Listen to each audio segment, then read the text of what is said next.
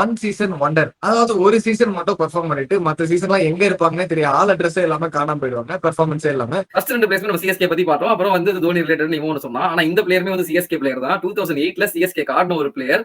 சிஎஸ்கேவோட highest wicket taker அந்த சீசன்ல. வேற லெவல் பிளேயர்ப்பா அப்படின்னு சொல்ற அளவுக்கு ஒரு பிளேயர்.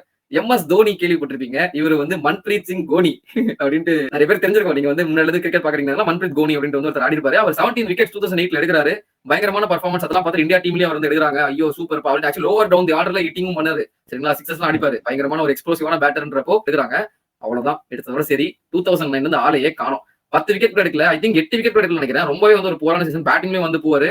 டெக்கான் சார்ல்ஸ் வந்து பூரா பெர்ஃபார்ம் பண்ணி வெளில போவார். ஆமா, சிஎஸ்கே அதுக்கப்புறம் ஒரு சீசன் 2 சீசன் ஆடி 2010ல 11 திரும்ப டெக்கானுக்கு போயிட்டு அங்கேயும் வந்து சரியா பெர்ஃபார்ம் பண்ணாம அவரோட கெரியர் வந்து அப்படியே ஃபேட் அவுட் ஆயிடுச்சு. இப்ப ரீசெண்டா அவர் லெஜெண்ட்ஸ் கிரிக்கெட்லாம் ஆடினாரு. அங்க வந்து சூப்பரா ஆடுவார்னு எதிர்பார்த்தா அங்கேயும் வந்து ஒன்னும் சூப்பரா ஆடல.